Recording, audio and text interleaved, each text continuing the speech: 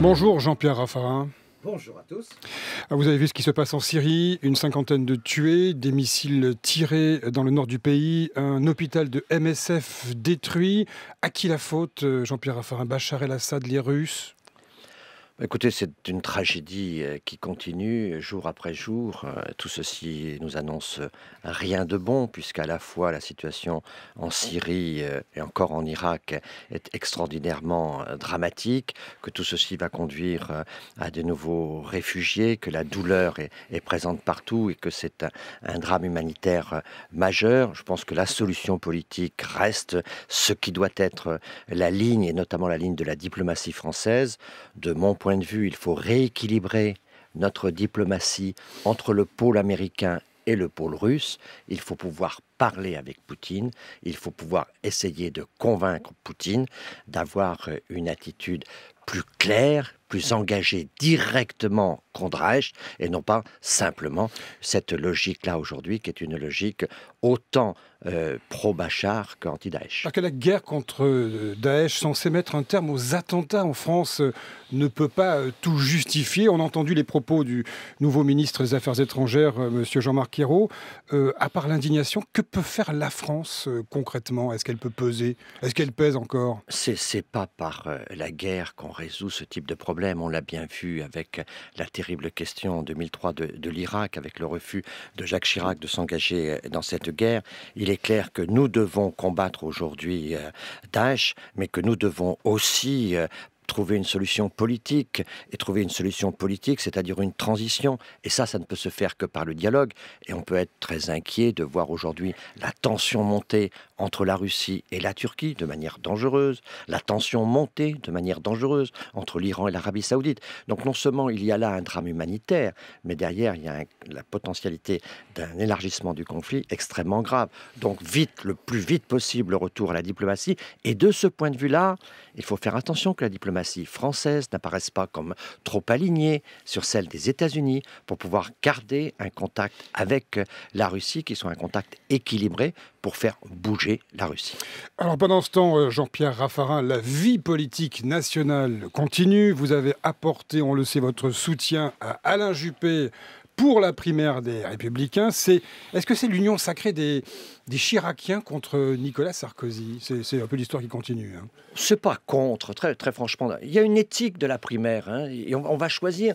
La primaire, c'est pas une exclusion, c'est une préférence. C'est un peu le clan des Chiraciens quand même. Oui, mais ouais. bien sûr qu'il y a une continuité. Bien sûr que moi, je suis avec Alain Juppé au fond déjà depuis longtemps.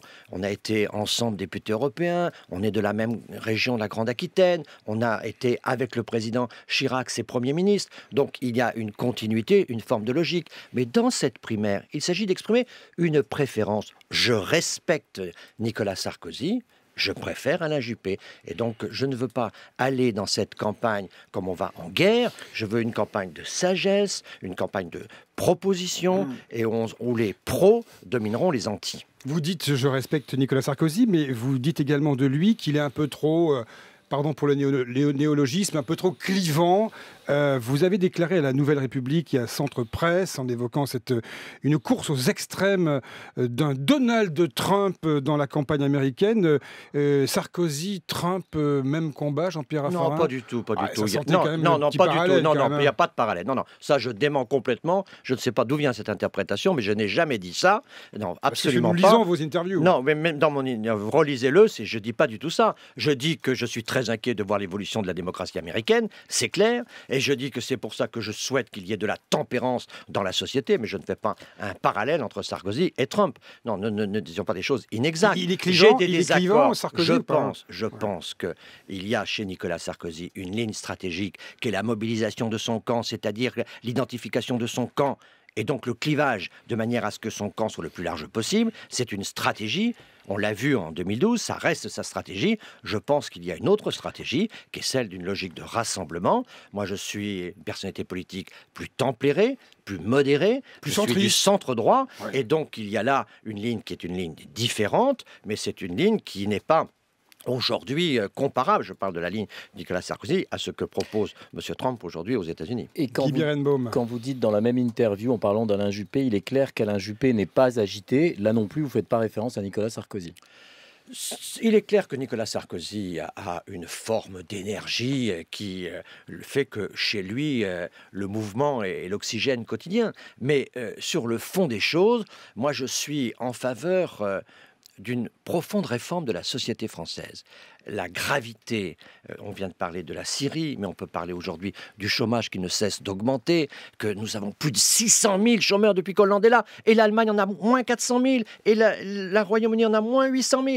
Et nous sommes dans une situation grave, et donc il faut réformer la société. Mais il faut une réforme qui soit pas un faux changement, une vraie réforme. Une réforme sérieuse et solide. Et pour ça, il faut, de mon point de vue, un candidat sérieux et solide. La société qui vit des moments de tension. Regardez la situation en Corse.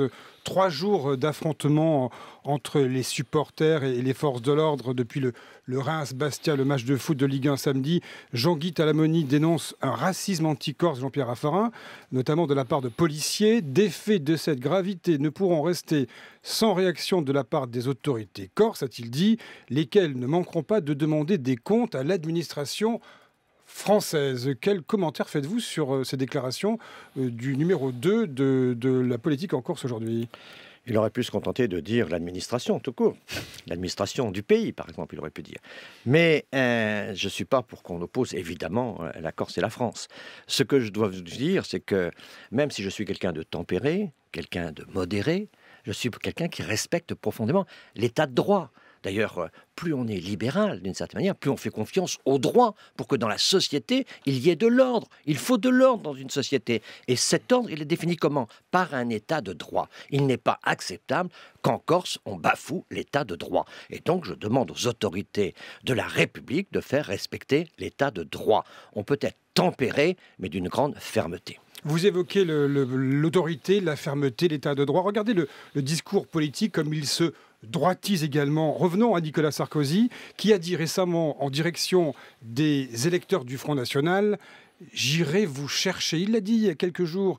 Est-ce que c'est la bonne méthode ? Est-ce que c'est le bon curseur pour la droite, pour les Républicains aujourd'hui ? Est-ce que c'est le meilleur moyen de battre Marine Le Pen ? Je ne crois pas que c'est en courant derrière le Front National qu'on rattrape le Front National. Donc, je pense qu'il faut une autre stratégie.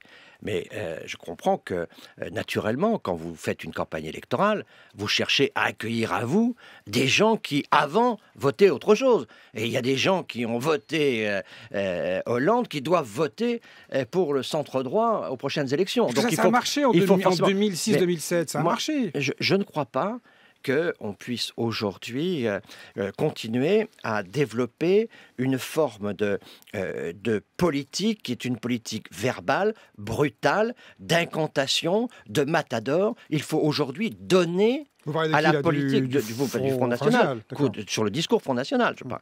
Et donc, il y a, de mon point de vue, la nécessité aujourd'hui d'avoir des résultats concrets, de donner de la puissance à la politique. Ce qui me paraît être dangereux aujourd'hui, ce qui alimente le Front National, c'est l'impuissance de la politique. Et c'est de ce point de vue-là le reproche que je fais au gouvernement socialiste, c'est que depuis, par exemple, les élections régionales, qu'ont-ils fait pour faire baisser le Front National? Au contraire, ce débat sur la déchéance de nationalité, on voit bien que c'est un débat virtuel. Je parlais tout à l'heure de faux changements par rapport à de vraies réformes, mais là on est vraiment dans cette animation politique, je dirais dans cette diversion qui fait qu'on éloigne les Français de l'essentiel, et l'essentiel c'est l'emploi, parce que la vraie intégration dans une société, la vraie cohésion sociale, ça passe par l'emploi. Mais en parlant de Nicolas Sarkozy à l'instant, vous disiez en campagne électorale, il n'y est pas encore, pour le coup. Est-ce qu'il ne faudrait pas que Nicolas Sarkozy s'engage rapidement dans la primaire ? Bon, je crois qu'il est en campagne électorale, il faut être clair.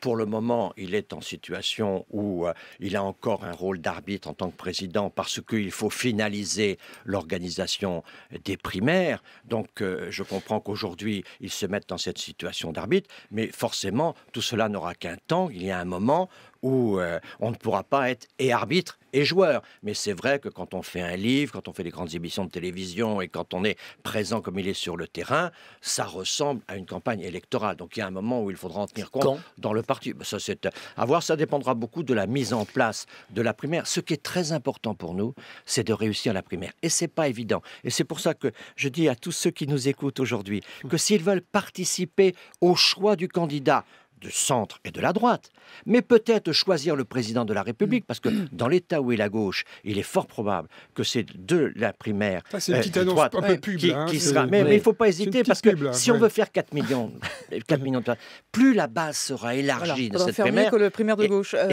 Mais non, il faut surtout donner de la force et de la légitimité. Parce que peut-être que c'est la primaire de la droite qui va désigner le prochain président de la République, tellement la gauche est fragile. Vous parliez d'arbitres et de joueurs tout à l'heure. Est-ce qu'il n'y a pas un peu trop de joueurs dans cette primaire? Est-ce qu'il va pas bientôt falloir installer un numerus clausus? Jean-Christophe Cambadélis a dit ici même hier, à bientôt 11, ce sera une équipe de foot.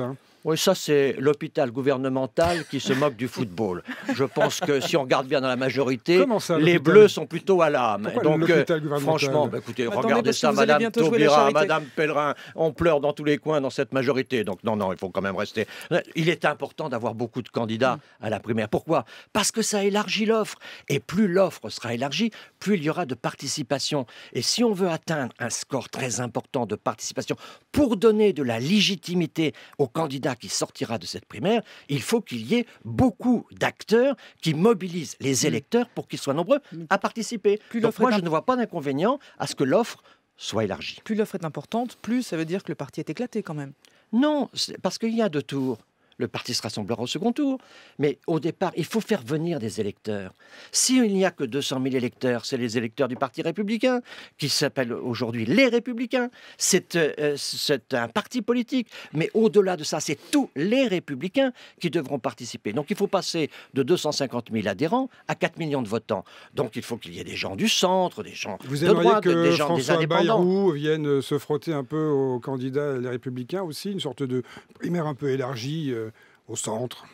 Par rapport à Nicolas Sarkozy, j'ai des sentiments amicaux avec François Bayrou que n'a pas Nicolas Sarkozy. Donc là, nous avons une différence. Mais je pense qu'il va rester sur le banc. Il a dit clairement qu'il ne souhaitait pas participer à la primaire, mais il est clair que, si vous voulez, ce que je ne comprends pas, c'est qu'on ait de l'ostracisme sur des gens qui, en effet, à un moment ou à un autre, votaient Hollande. Mais si on veut faire une majorité, quand on n'avait pas la majorité, il faut bien qu'il y ait des gens qui votent Hollande qui votent pour nous, autrement on ne fera pas 50%. Donc bienvenue à tous ceux qui sont soit déçus de Hollande, soit déçus d'autres formations politiques. Monsieur Raffarin, une enquête très fouillée qui est sortie dans Mediapart sur les dépenses liées aux anciens dirigeants du pays. Vous l'avez probablement vu et vous faites partie de ces anciens dirigeants du pays. Les anciens premiers ministres ont touché 2,9 millions d'euros entre 2011 et 2014, 862 000 euros simplement en 2014, non inclus, et on le comprend, les dépenses de sécurité.